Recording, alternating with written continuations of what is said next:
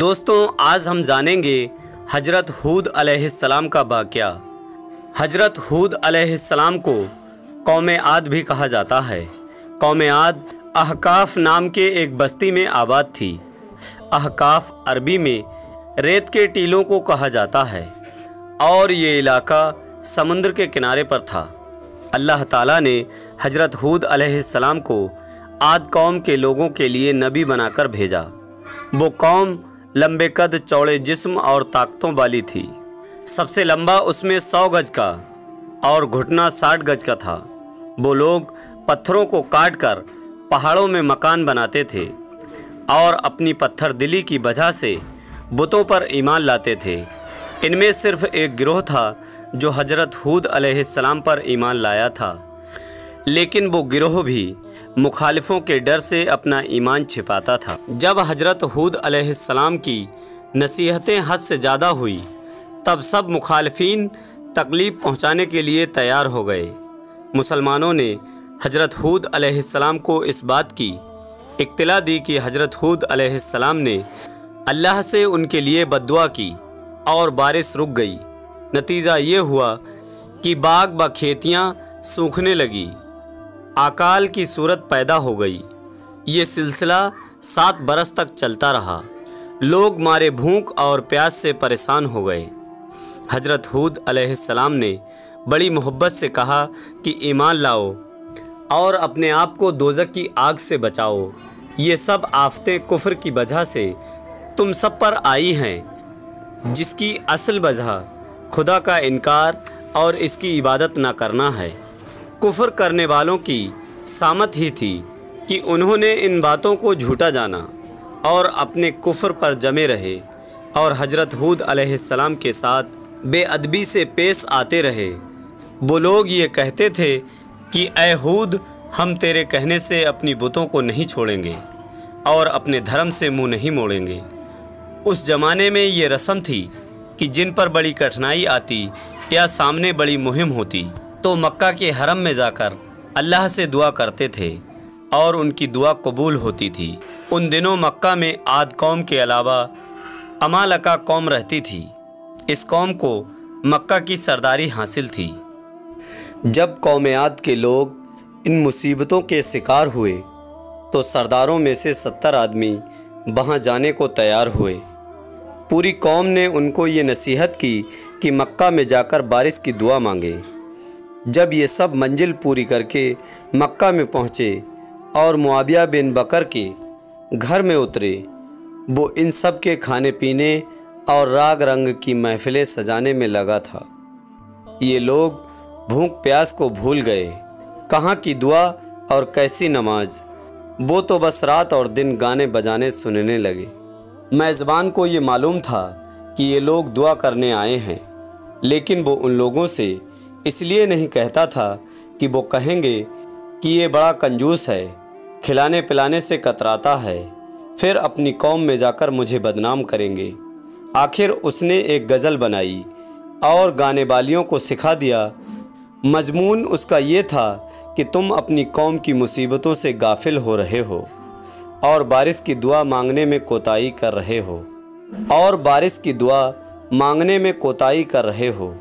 اب ان گانے والیوں نے یہ غزل ان کو سنائی، ان کو اپنی قوم کی مصیبت یاد دلائی۔ پھر وہ لوگ ایک دوسرے کو ملامت کرنے لگے اور اپنی غفلت پر لعنت بھیجنے لگے۔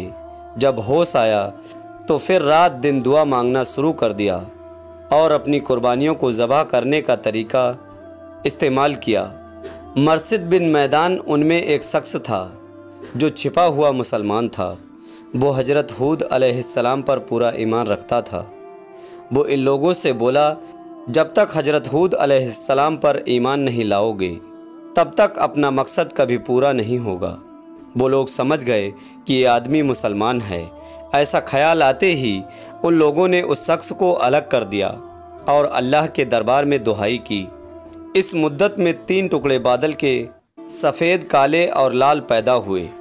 ان بادلوں میں سے ایک آواز آئی کہ ان میں سے ایک ٹکڑا اپنا لو اور اس کے بعد اللہ کے حکم کا انتظار کرو۔ لوگوں نے سفید و لال بادل سے منہ موڑ لیا اور کالے بادل پر نگاہ جمائی کہ یہ بارش کرے گا۔ آواز آئی کہ تم نے کالی راکھ والا بادل اپنایا ہے، یہ تمہاری قوم کو نہیں چھوڑے گا اور پوری قوم کو راکھ کر دے گا۔ نہ باپ بچے گا، نہ بیٹا، نہ جانور بچیں گے، نہ چڑیا۔ اللہ تعالیٰ نے اس کالے بادل کو عاد پر روانہ کیا اور حضرت ہود علیہ السلام کے مخالفوں کو اس آسمانی بلا کا نشانہ بنایا۔ جب قوم والوں نے دیکھا کہ کالی بدلی آئی ہے تو انہوں نے خوش ہو کر دھوم مچائی کہ اس سے ہماری امیدیں ہری ہوں گی اور ہماری تمنائیں پوری ہوں گی۔ لیکن یہ خیال ان کا صحیح نہیں تھا، اس بادل میں اللہ کا عذاب چھپا ہوا تھا۔ یہ دشمن حضرت ہود علیہ السلام کا مذاق اڑایا کرتے تھے کہ اگر تو سچا ہے تو ہمیں اللہ کا عذاب دکھا۔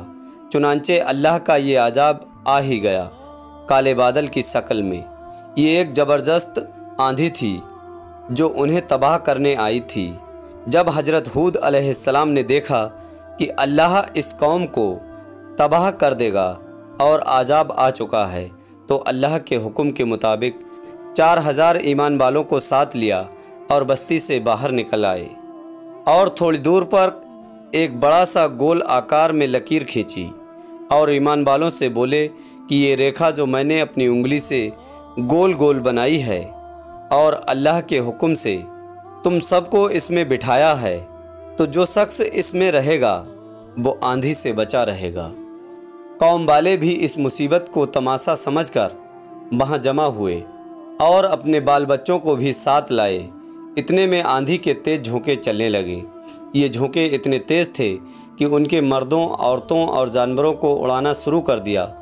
وہ لوگ کنکریوں کی طرح ادھر سے ادھر، ادھر سے ادھر گرنے لگے، گھائل ہونے لگے، جانیں بھی جانے لگی۔ یہ صورت دیکھ کر قوم کے لوگ گھروں کی طرف بھاگے، لیکن اس آندھی طوفان میں گھر ہی کہاں بچے تھے۔ چھتیں اڑ گئی، دیواریں گر پڑیں، جس سے بہت سے لوگ دب دب کر مر گئے۔ غرض یہ کہ ان میں سے کسی کی جان نہ بچ سکی، بے سب دب کر، کٹ کر، ٹکرا کر ہلاک ہو گئے۔ 7 دن تک یہ سلسلہ چلتا رہا۔ جب آندھی کے جھونکے روکے تو معلوم ہوا کہ پوری آبادی تلپٹ پڑی ہے۔ صرف وہی لوگ بچے تھے جو ایمان والے تھے، اس لیے کہ آندھی ان تک آتے آتے ٹھنڈی ہوا بن جاتی تھی۔ اس طرح سے قوم عاد اللہ کے عذاب کا شکار ہوئی۔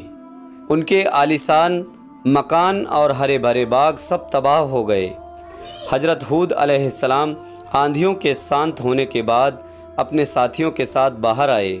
حضرت ہود علیہ السلام آندھیوں کے شانت ہونے کے بعد اپنے ساتھیوں کے ساتھ باہر آئے اور نئے سرے سے ایک طرف اپنے مکان بنا کر سب رہنے سہنے لگے۔ حضرت ہود علیہ السلام جب 464 سال کے ہو گئے، اللہ کی طرف سے حکم ہوا اور ملک الموت نے ان کی روح مبارک کو قبض کر لیا۔ انا للہ و انا الیہ راجعون۔ پیارے دوستوں، آج کے ویڈیو میں بس اتنا ہی۔ امید کرتے ہیں کہ ہماری یہ ویڈیو آپ کو یقیناً پسند آئی ہوگی۔ ویڈیو پسند آنے کی صورت میں ویڈیو کو دل سے لائک کر کے اپنے سبھی قریبی دوستوں میں شیئر ضرور کیجیے گا۔